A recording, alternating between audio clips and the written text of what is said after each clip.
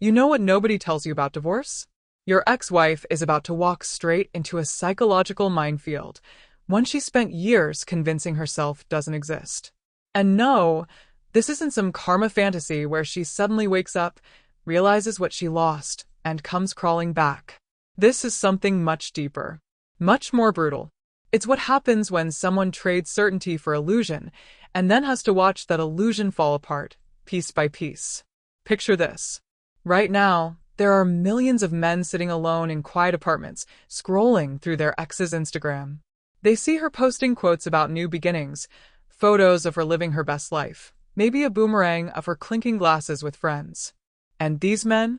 They torture themselves with the idea that she's thriving while they're barely surviving. But behind those filters and motivational captions, something very different is happening. She's about to collide with a reality so harsh that her brain will restructure itself just to survive the impact. The hidden ecosystem. See, when a woman leaves a marriage, especially one that lasted years, she's not just leaving a man. She's leaving an entire psychological ecosystem she didn't even know she depended on. Think about it. For all those years, you were her reference point. Every decision, every emotion, every future plan had your name somewhere in it. Even when she was venting to her friends, you were still at the center of her mental universe. And now, she's floating through space with no gravity, trying to convince herself that weightlessness is freedom. But let's get specific, because what happens next is so predictable, it's almost mathematical. Every divorced woman who finds herself goes through the same cycle. Phase 1. The honeymoon with herself. This stage lasts anywhere from 2 weeks to 3 months. She's high on her own decision, addicted to the rush of what feels like liberation. Every morning, she wakes up and silently congratulates herself. I'm brave. I'm strong. I finally chose me. She redecorates the house, signs up for that yoga class, maybe even downloads a dating app, just to see what's out there. Her friends flood her with validation like it's dopamine on tap. You look amazing. You're glowing. You deserve so much better.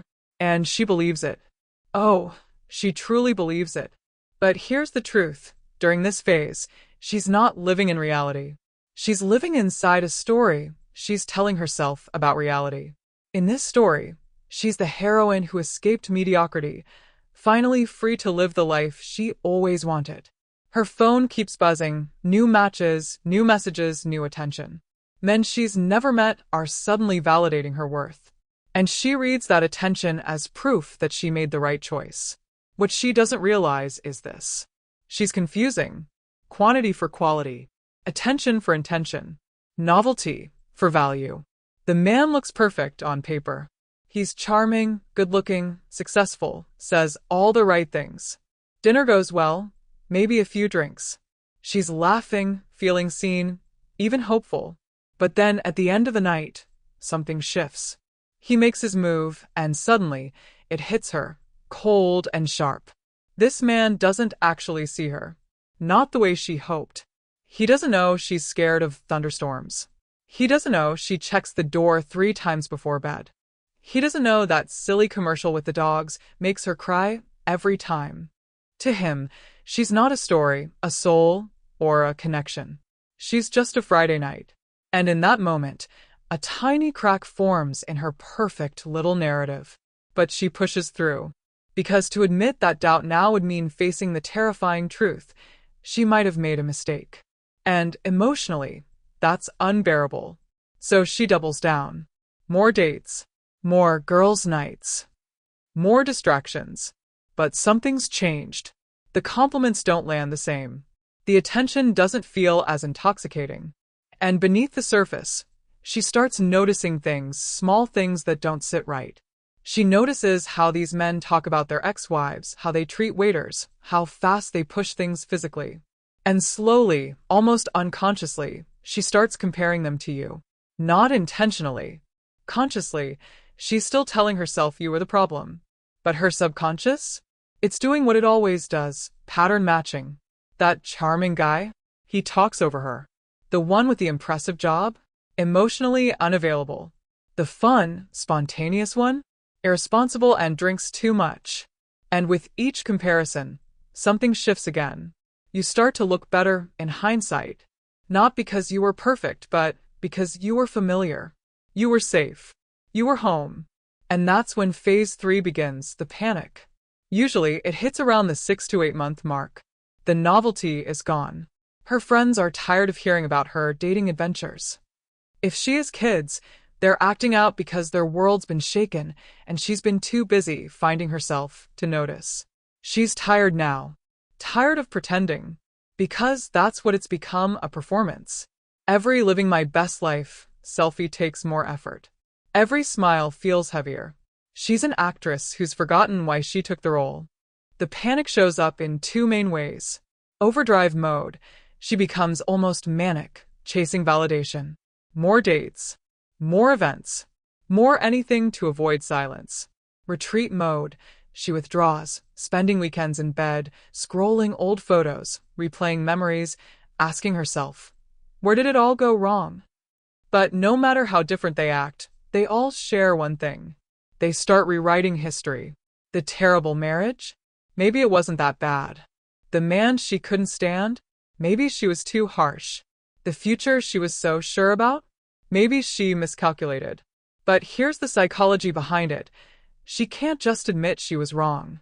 That would shatter her entire self-image. She's built a whole identity around being the brave one, the woman who had the courage to leave. So instead, she creates a new story. One that feels safer to believe. A story where maybe you've changed. Maybe you've grown. Maybe, just maybe, it could work now. That version allows her to consider coming back without ever admitting she made a mistake. Meanwhile, reality is setting in. Because the dating world she stepped into? It's not what she thought it would be. If this part hit home, stay with me. Because in the next segment, we're diving deep into what really happens when that reality finally catches up, and why some women quietly start circling back to the man they swore they'd never miss. The dating world she stepped into is not what romantic comedies promised. For a divorced woman, especially one with kids, it's nothing like the dreamy montage she imagined. The men she meets tend to fall into a few painfully familiar categories. The players, the smooth talkers who see her as an easy target. Vulnerable, eager to feel desired. They know exactly what to say, and they say it to everyone. The married men, the ones separated or almost divorced. They forget to mention their wives until the third date. The perpetually single guys, single for a reason she's about to find out. And yes, a few genuinely good men. But those ones? They're already taken, or they have endless options. And she's competing with women who don't come with divorce papers or kids. Then it hits her, a realization she never saw coming. The market value she thought she had doesn't actually exist. Those matches on dating apps. They're mirages. Those flirty compliments? Copy and paste messages sent to dozens of other women. That chemistry she felt? He feels it with anyone who gives him attention. The cold, harsh economics of dating after divorce hit her like a professional boxer. She's not special anymore. Not in that world. Just another profile in an endless scroll of faces. And that's when phase 4 begins, the reckoning. It usually shows up around the 1-year mark. Though for women especially skilled at denial, it can take longer. This is when the psychological armor starts to crack, when the defense mechanisms finally fail. The story she's been telling herself no longer holds up. The loneliness is no longer bearable. And not the kind of loneliness where you wish someone would text you. This is the deeper kind, the kind where you realize you blew up your own life chasing a fantasy that never existed. She'll be sitting alone one night, maybe after another disappointing date, or after another weekend when the kids are at her place. And it'll hit her all at once. The weight of what she's done. The fact that it can't be undone.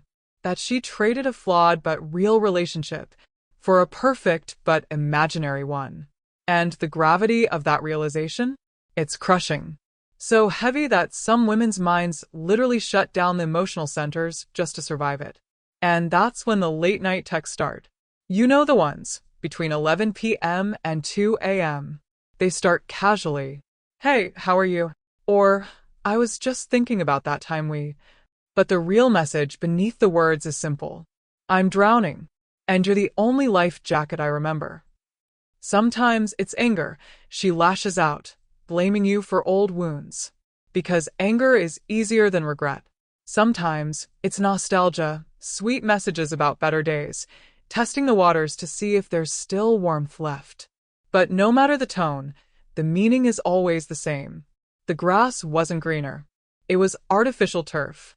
Here's what's really happening inside her brain. She's battling cognitive dissonance, two truths that can't coexist. I made the right decision leaving. I'm miserable, and everything's worse now. And her brain is caught in the war between them. That tension? It's not just emotional, it's physical. It drains her sleep, appetite, focus. It reshapes her neural pathways. Some women develop anxiety. Others sink into depression. Many go numb altogether, not because they don't care, but because feeling means confronting the truth. And then comes the Sunday night syndrome. It's a quiet collapse that hits like clockwork. Sunday nights are the hardest. Why? Because Sunday night is when the performance ends. The weekend's distractions fade. The selfies stop. The house grows silent. The kids are asleep or with you. And for the first time all week, she's alone with herself. And that's when the silence starts to speak. Tomorrow is Monday. And with it comes another week of pretending everything's fine. But in that quiet moment, between brushing her teeth and actually falling asleep, the truth creeps in. She's alone. Not independent. Not free. Not empowered. Just alone. And the universe, in its cruel irony, times things perfectly. Because right around the moment she's drowning in regret, you're starting to heal. You've already walked through your own storm, the shock, the anger, the sadness. But men process differently. We internalize. We rebuild. We take pain and turn it into projects. And by the time she's realizing what she's lost, you're already becoming someone new, someone better, someone who learned from both the marriage and the divorce. Ironically, you're now the man she always said she wanted, but it's too late. You achieved it without her. Because of losing her. And knowing that she was the catalyst for your growth, yet can no longer benefit from it. That's a special kind of hell. One that keeps her awake at 2 a.m., staring at the ceiling, replaying every decision.